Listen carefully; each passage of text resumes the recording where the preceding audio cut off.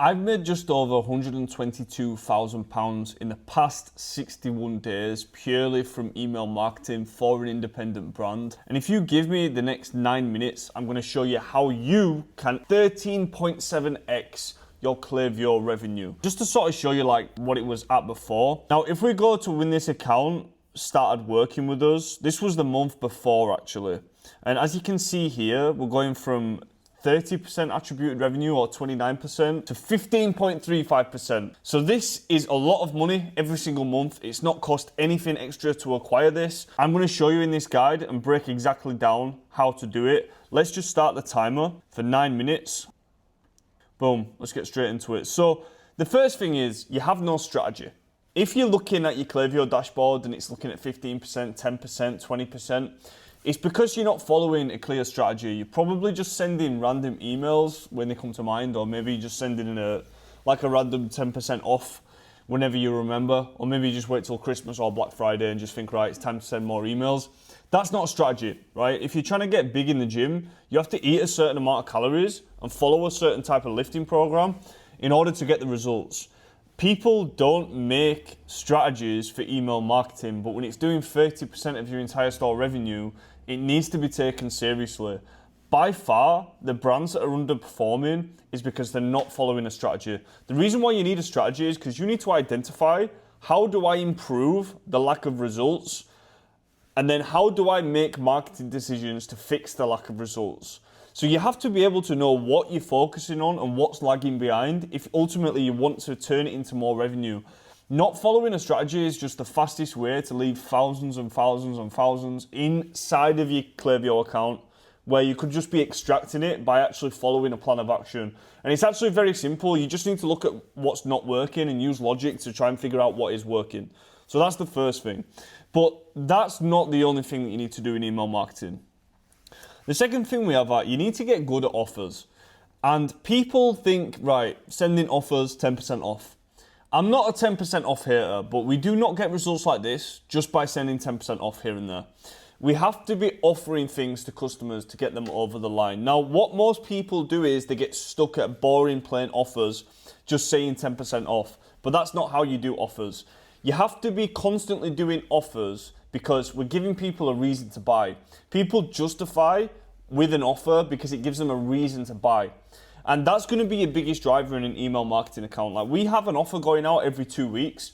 This can change for your brand, but you have to get good at offers because it's about the customer.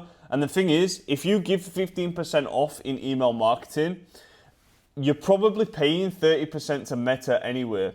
So even though you're giving a discount off, but then you make the money on Meta, your email marketing is actually more profitable because you're going to make an extra 15%.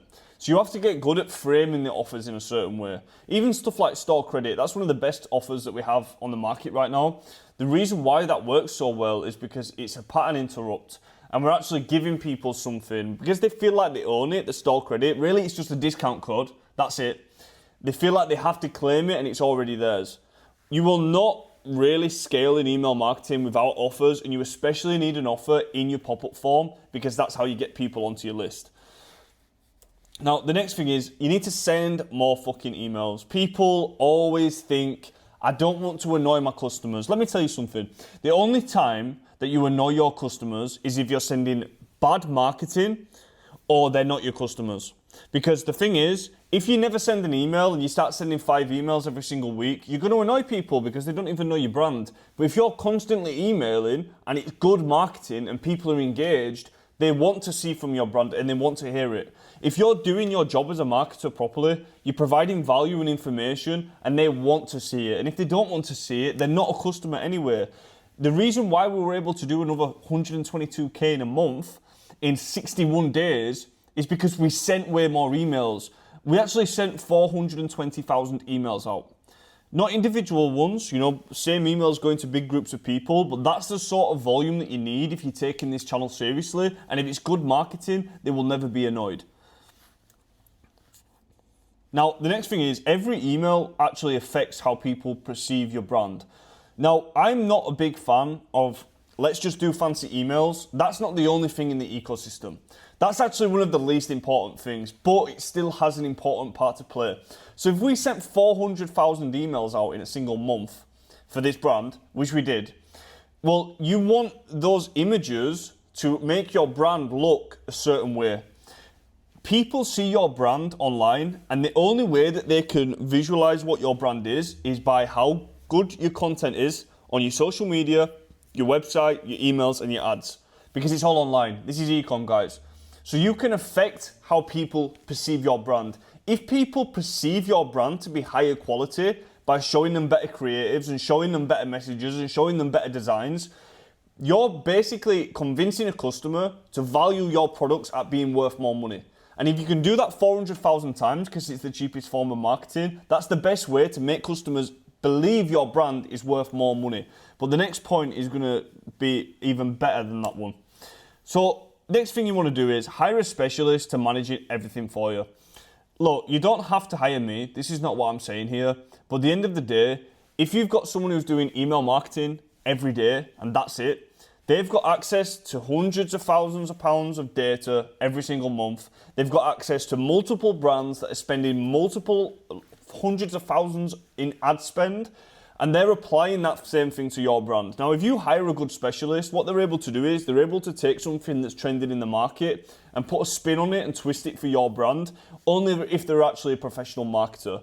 You're not going to get these jumps in revenue unless you've got someone doing it all day long and you've got access to massive amounts of data. So listen, I'm not saying hire me, but hire somebody to do it. I can't understand how so many ecom brand owners will go hire a minimum wage member of staff, but when it comes to hiring an agency for pretty much the same money that generates 30% of their entire business, they're reluctant to do it. It's all about the return that you get on your investment. In email marketing, it's the most profitable type of marketing that you can do, so the returns are absolutely massive.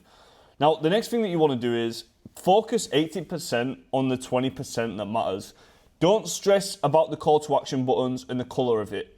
Don't stress about the send times. Don't stress about the subject line. These are not things that move the needle in email marketing. The things that are going to move the needle: sending 4 email campaigns per week, rotating through angles, consistently using offers, building your email list, making sure your emails are getting delivered to the inbox. We're not stressing about button colors. We're not stressing about subject lines. We're not stressing about an account that can't actually deliver emails to customers. Focus on the basics, do the basics well, and you'll make more money than you could ever imagine in email marketing. That's 80%. 20% of the actions come from 80% of the results. So 80% of your focus needs to go on 20% of the reactions. That's how it works in this game. The next thing is you want to repeat your winners for your campaigns. So if you find a winning concept in an email marketing campaign, don't put loads of stress on you or your design team to keep coming up with new ideas. It's good to come up with new ideas, but if you found an angle that works, then repeat the angle. Repeat what's working in a different way. Repeat your offers. People don't remember, like, you're just another brand in their inbox at the end of the day. If they're remotely interested and you can come up with a compelling marketing campaign, they will buy. But just repeat what works in the inbox, put a spin on it. Nobody remembers. You can, like, especially in Q4, right? We're sending the exact same emails over and over again because nobody remembers. All right, there's a level to this. If you find something that wins in the marketplace, repeat it, put a spin on it, change it up enough to justify sending it again, and repeat your winners. You've already found success in it. Now, the final thing is you want to plan your emails properly, and you want to do it through a campaign calendar. So at the start of every month, plan what's coming up in the month. Don't be waiting until the middle of the week to scramble together a plan, because you're not giving yourself enough time to actually study what's working. You want to be looking at your paid media angles to find out what's working on your ad spend, so you've actually got data to back it up. You want to look at your past winners so you can recycle them again. You want to be planning around events when people have money, like payday, like sales events, and you want to make sure that you're hitting all these up on purpose, because one email can do 4 emails worth of revenue if it's sent at the right time or with a better offer or with a new product. The way that we get ahead and we really squeeze as much money and profit out of your list as possible is by planning ahead of time and coming up with strategies based on actual data. That is how you actually plan your emails properly. That is how they get the most out of your list. And if you don't do it, you're not going to make enough money. Right, that's the timer going off. That is exactly how you will 13x your Klaviyo revenue. Q4 is coming up. If there's ever a time to make the most out of your most profitable marketing channel, it's before Q4. If you're watching this video in August, September, you're ahead of the curve. Don't wait till November to start doing your marketing for Q4. Q4 is actually not that profitable, even though you're making a lot of sales, because a lot of people return stuff and you're discounting a lot. The way that we combat this is by using our most profitable marketing channel, which is email marketing, and we come up with a strategy to generate a lot of fucking money with it. So look, if you need help with this, you'll see a link below this video. I'm offering free audits for all of August and September coming into Q4.